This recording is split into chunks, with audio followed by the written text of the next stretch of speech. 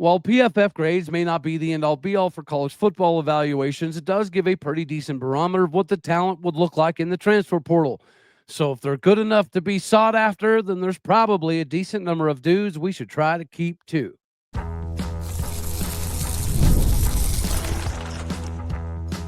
You are Locked On Oklahoma State, your daily podcast on the Oklahoma State Cowboys, part of the Locked On Podcast Network, your team every day. Welcome in all of Big 12 brethren. Shout out to the regulators and welcome back to Locked On Oklahoma State, your top stop for all things Cowboy and Cowgirl related. My name is Cody Stovall. I want to thank you kindly for stopping by to make this your first listen. We're available on all of your podcasting platforms at visually as well. On YouTube, find me personally on X at Aldeo State. Today, we're partially brought to you by FanDuel. Make every moment matter more, especially right now when new customers can bet just $5. If it's a winner, you'll get $300 back in bonus bets to use all across the app. Make sure that you go download the FanDuel app today. Meanwhile, we get to slide right into this conversation, and this is going to be a little bit of a two-part series. I had this idea, but Pistols Firing beat me to it. So I wanted to give them their kudos and kind of expand on it a little bit. So this was an article put out by somebody who I'm assuming is a newer writer for Pistols Firing by the name of Tyler Waldrep. Pretty cool deal here. He broke right into PFF and some of the things that Doug Meacham was saying, and straight into the Doug Meacham quote. He said, I know it is an unpopular viewpoint, but a lot of people do look at those PFF grades and go, I don't think it is fair and all that, Meacham said. But again, I want to say this, some of it is fair. Just like off that baseline grade, if you're only like a 51, probably ain't going to watch you because I've got 10 other 79s that I can go out there and watch. You know what I'm saying? Then you make your own determination. Just to clarify, he goes into further detail. It is guys that strain to the very end because this is critical. You see at every position, you're looking for strain, and there's no reason for strain. And then I think you'll see that in guys like Parker Robertson, Gavin Freeman, and those types, that's what you see out of those guys. That's what you're looking for. When you watch tape, you want to see what those guys can do, like Brian McCoy, you know. And those guys, man, they strain, they do a good job. So breaking down the PFF grades, there are some different metrics that were originally designed for the pro game. So this has become more applicable to college over the years. And some of this is with a small sample size. So again, this is going to be a two-parter, but I wanted to highlight this aspect of it first.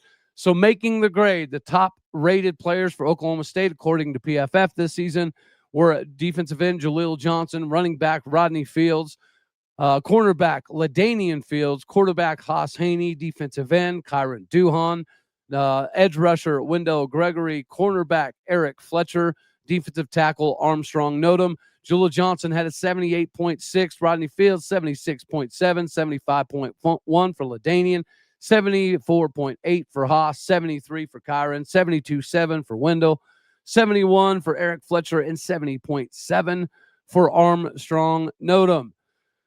There's a number of these individuals that we've seen throughout courses of this particular season that have stepped up in a big way to begin the season. It was definitely the Jaleel Johnson show. The latter half of this season has definitely been more about guys like Rodney Fields, LaDainian Fields. Kyron Duhan was a massive get out of the transfer portal, had a lot of suitors in not only the SEC, also in the Big Ten. So the fact that we were able to get him out of UTEP after being a freshman All-American and having a little over 7 sacks, very big deal. It's been nice to see him come on. Wendell Gregory, naturally, is the guy that we should probably highlight the most as the biggest need to put on the full court press, to give the Ollie Gordon treatment, to stick around. Eric Fletcher, so happy to see what he's been doing recently because he's been one of those individuals that we've been clamoring to get more of, and he's making the most of it. Naturally, Armstrong Nodum was the dude that could move mountains and lift houses alongside Justin Kirkland. Now he gets to fulfill that role right alongside somebody like an Aiden Kelly. It is nice to see that there is some PFF grades that are reminiscent of some of the talent that we do have. Ironically enough, I've seen people online say, we only really want like 5 to 8 of these players, 10 max. I think that's crazy, which is why this is going to be a two-parter. I think if you look back at Texas Tech, they've got this thing for the Heisman and Jacob Rodriguez. They've got a lot of new dudes. They've got a lot of, Lee Hunter coming over from UCF. he's providing some of that senior leadership, but it's because it's intertwined with a decent number of guys who have been there at Texas Tech for years now. So they were a part of that original core nucleus of guys that were, trying to get things going before they got a new coach, before they got all this influx of NIL dollar bills. And Oklahoma State could find themselves in a very similar position if we at least have a core nucleus of guys to bring back. We've been hammering it home. This is going to have the PFF grades to go alongside with it. All right, the next group up written in this article is edge rusher Malik Charles at 68.4, followed by another edge rusher, Tajay McCoy, at 68.2. Then wide receiver Gavin Freeman, 67.1. I think we can all agree that Gavin Freeman's number there isn't indicative of what he's providing on the field. If you were to take everything that he provided, he would probably have one of the highest PFF grades on the team, maybe like top 3, just based off of production and what we needed out of Gavin Freeman this season to give us at least a little bit of a taste of the wide receiver tradition that has always been at Oklahoma State. He leads the team right now with 54 targets. He is almost 20 ahead of anybody else on the team. He's just shy of 400 yards at 395 yards. And again, if we had adequate quarterback play and this version of the offensive line had showed up all year, then this is completely probably a different story. Another individual that we need to talk about is Malik Charles. He had another injury kind of pop up, so hopefully he can be an individual that sticks around. Tajay McCoy is one of those guys who began the season as a 3rd or 4th string kind of option. The fact that the Oklahoma native has been getting a lot of play recently and making the most out of it is precisely what we've needed to see. He has 17 total pressures, and the sky's the limit with Tajay McCoy. And we're talking about some of these Oklahoma guys that we need to stay connected here at Oklahoma State. All right. Staying in this article off of more PFF grades, the next group, according to PFF, would be somebody like a Shamar Rigby, 62.9%. This is another individual. If the quarterback play had been consistent this season, what would his year look like alongside somebody like a Gavin Freeman? It's not that we don't have talent at wide receiver. It's that they haven't had a lot of opportunities to do a lot. Another one I wanted to cover here because I found it kind of interesting is the fact that Austin Kwecky is 64.4, Grant Sigrin 59.8, Jacoby Sanders 58.7, Nuku Mafi 51.2. Out of all of these individuals, Nuku Mafi's actually played the most this season because Austin Kwecky had some injuries. I actually did not realize that Austin Kwecky had another year or two to come back to Oklahoma State. So hopefully he's able to do that because clearly he could be the captain of that front group. And we've seen an emergence from everyone that we've named on this list.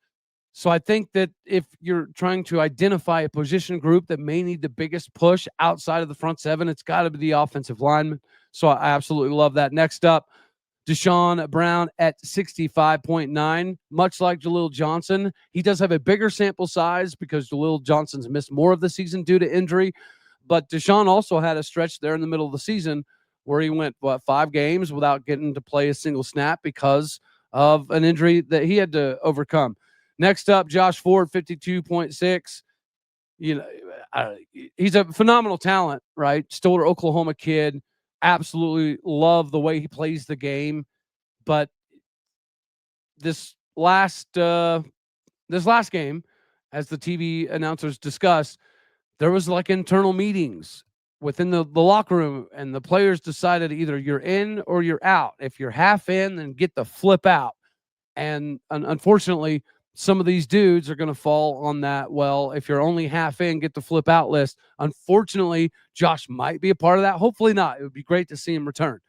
Next would be J.K. Johnson. I wanted to read this little excerpt because it is interesting. He comes in with a 58.4.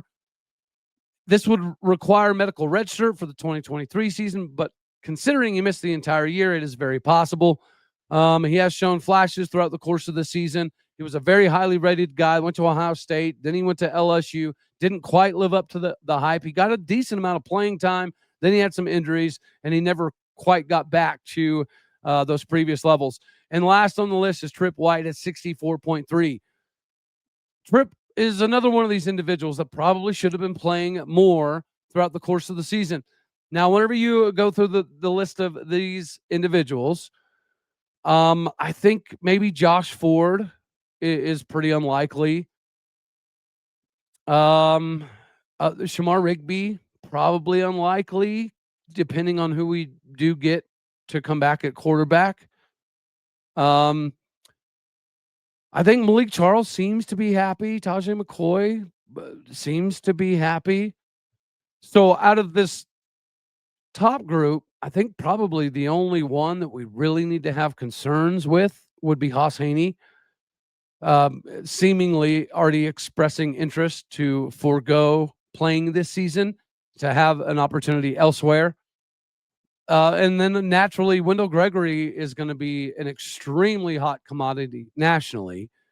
So we're going to have to come up with a lot of not only NIL, but a good plan for why Wendell Gregory should be the dude that anchors the defense for Oklahoma State for the new coaching staff.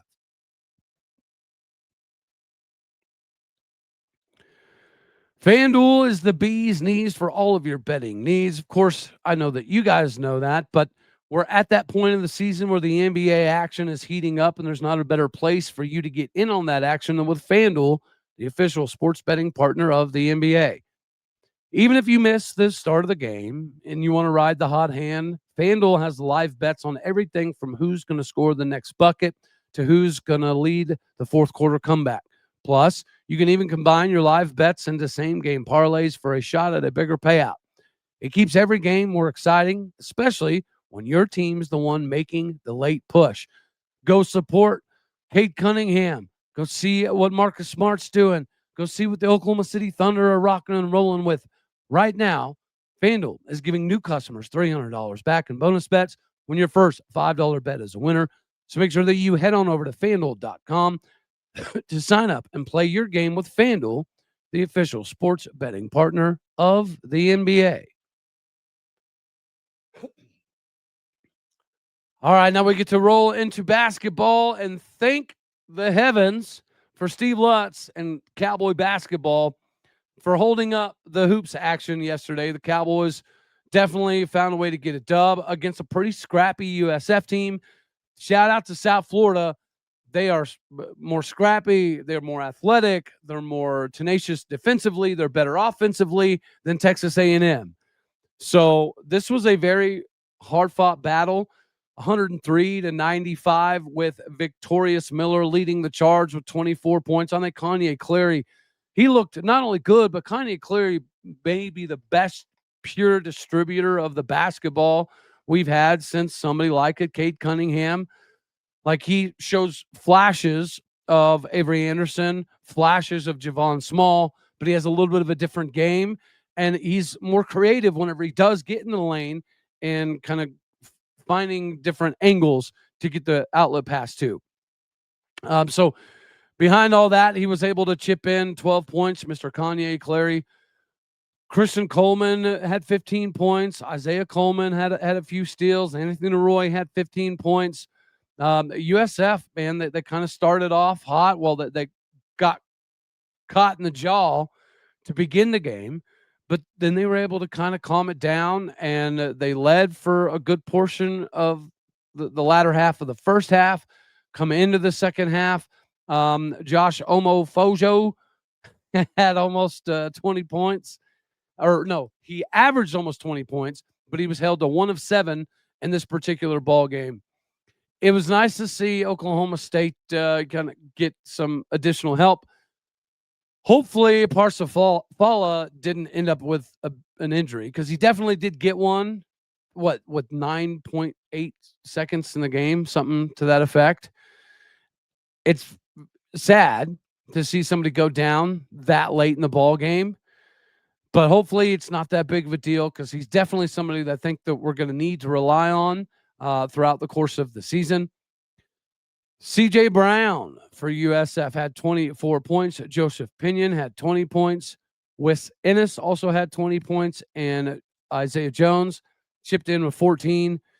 Lefteris Montezukas had 8. Parsa Falah had 14, obviously before the injury at the very end. Victoria's putting up his 24, Anthony Roy 15, Christian Coleman 15, Jalen Curry popped in 7, Isaiah Coleman had another 8. Andre Vukovic looked very good in the role that he had to play. Ryan Crotty went in there and had a couple good defensive plays. He even hit a shot, even though they called it off due to a foul. The Cowboys may be better than we even anticipated. We've been talking about the women's basketball team being good enough to go to the Sweet 16 and the men's team being good enough to compete for like top 6 or 7 in the Big 12, which is good enough to get you a ticket to the dance. And if you get to the dance, anything can happen. And Steve Lutz proved to be an X's and O's guy. Now he's proving to be a transfer portal guy, and he's proven to be a recruiting guy with one of the best classes in Oklahoma State history very, very recently. So there's a ton of excitement. The only downside, other than the Parsafala injury there at the very, very end of the game, was the crowd. I know it's a weekday, but if this is supposed to be for the Alex Golesh sweepstakes between Oklahoma State and South Florida, I was hoping for a little bit of a better crowd. This needs to be something we get behind. I can't for the life of me understand why people do not want to fill that beautiful place, especially after this football season. After back-to-back terrible years of football, we finally have something to get excited about in basketball, and we've only got a few thousand people in the stands. I don't flippin' get it. Just like I don't flippin' get what happened to the Cowgirls falling to St. John's. Clearly, I mean, St. John's came in with what was a 3-1 record. So they're a good ball club. Nobody's saying that they're not, but the Cowgirls came in as one of the hottest teams in the country. We've been shattering records from the three-point line, and shout out to St. John's. They clearly had a game plan. The game plan was to pop out 24/7 and don't get the Cowgirls an opportunity to get hot from three-point range. And they did a very good job because we didn't do crap from three-point land. We've been the best three-point shooting team in the country. The record that we broke for 72 three-pointers in the first 5 games, the next closest was LSU 2021, 2022, when they won the national title. So that there was that level of excitement for Oklahoma State. Not that we were going to win a natty, but this team's good enough to win the Big 12. Hopefully this is just an eye-opening moment because it was a long road trip heading out to New York, first true road game of the season, and they had a very good game plan. We got frustrated. It was very visible. We had a lot of drives to the bucket. We missed a lot of open layups, not easy layups, but definitely open layups. And the Cowgirls shot 25% from the three-point line. And the game was still close. And we only shot 39% from the field. So 39% from the field, 25% from three-point range. Yeah, that's not going to get it done. And we got absolutely dominated on the boards. That was probably the most disappointing thing is if you watched the tournament this previous season, the biggest obstacle was rebounding, right? We got out-rebounded in the tournament, and that was the Achilles heel for the Cowgirls last year. It seemed as though, you go in and get Faith Acker, you get a Colacott, and you have Praise Egvareva coming back. It seemed like this was going to be a little bit better. Haley Timmer is a very big option that can shoot and get boards, but we got out rebounded 21-31. So the thing that killed us in the tournament is the thing that actually caught us here. The difference is up until this particular game, we've been so much better at shooting that you'd assume that we potentially would have been able to kind of overcome getting out rebounded, but not when you get out rebounded and they force more turnovers.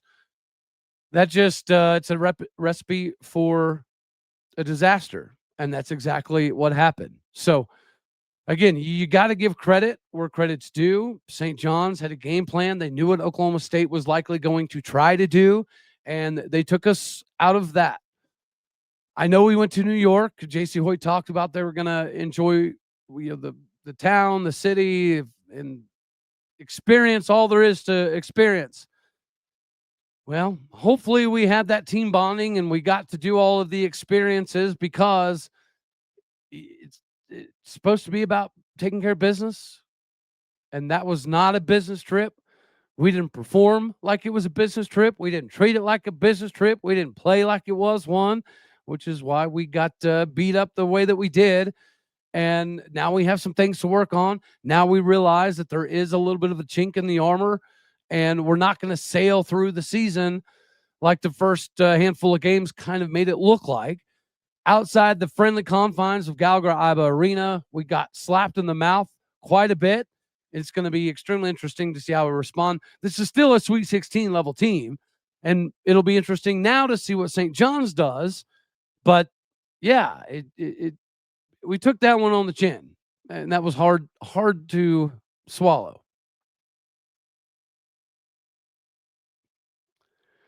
What has not been hard to swallow thus far has been Cowboy Wrestling, who does get to head out to the West Coast to take on two different opponents. But we'll start off with Air Force.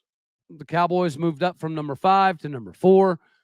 We're led by the freshman Landon Rabadou, Sergio Vega, Ronnie Ramirez, D. Lockett. There's going to be some nicknames going around.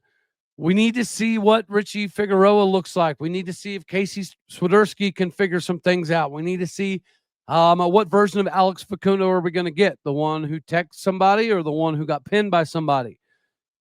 We will always be indebted to Air Force for giving us Wyatt Hendrickson. Troy Spratley really needs to kick this thing off because they've got some talent. Air Force, if they were able to bring in Wyatt Hendrickson, develop him up a little bit, clearly they're going to have some capabilities. They've got a few ranked dudes. Starting off at 125, the spark plug, Troy Spratley, went from number 2 in the country. Now he's ranked number 8 because he did have a couple losses that came out of nowhere that were very unexpected. So he's bringing his number 8 ranking and a 3-2 record to take on Tucker Owens, who's ranked number 33 in the country and a 5-2 record. 133 pounds. Don't know if it's going to be Richard Figueroa or Ronnie Ramirez. After this weekend from Ronnie at National Tools, I feel like it's got to be him, right? But at the same point in time, you probably did convince Richie Figs to come over. You probably did do a pretty decent job in NIL with him. So you don't want to cut the cord too early. Maybe you give Richie Figueroa another opportunity here because it should be a chance for him to kind of get back to it. But then again, Ronnie Ramirez wrestled so well that you may want to give him somebody that you should be a W. At 141, Sergio Vega will likely go up against Carter Nogel. Carter's kind of sneaky good here, coming into this with a 6-2 record compared to Sergio Vega's 5-0 record. 149 pounds. Don't know if it's going to be Casey Swiderski. Could be Cutter Sheets. Could be something even more interesting. I would assume that it would be Casey Swiderski. Not that he's wrestling very well. Not that he necessarily has earned, to get this. We haven't seen anybody else. And you would like to assume that if Casey Swiderski can figure it out, he is coming off a year off. He is going at a different weight. If he can figure it out, he is an All-American for a reason, and he could still get back to that. And he'll go up against a 4-3 senior and a Bryce Shelton. 157 pounds, of course. The hottest wrestler in the country, not named Sergio Vega, is Landon Rabadou, coming in at 5-0. And Landon will be taking on E.J. Belichick, who is 1-5. So Landon will probably pin this dude. Worst case scenario, it'll end up with a tech fall. 165 pounds, they have Sebastian Martinez, a freshman with a 1-2 record. Unfortunately, he will have to go up against the machine that is D. Lockett, the undefeated 5-0 freshman. 174-pounder, they have a Gunnar Cramblett, 2-4 record. That means that it should be pretty easy for Alex Facundo to get the job done here and improve his record to 500 on the year. 184 pounds. This is where it gets interesting.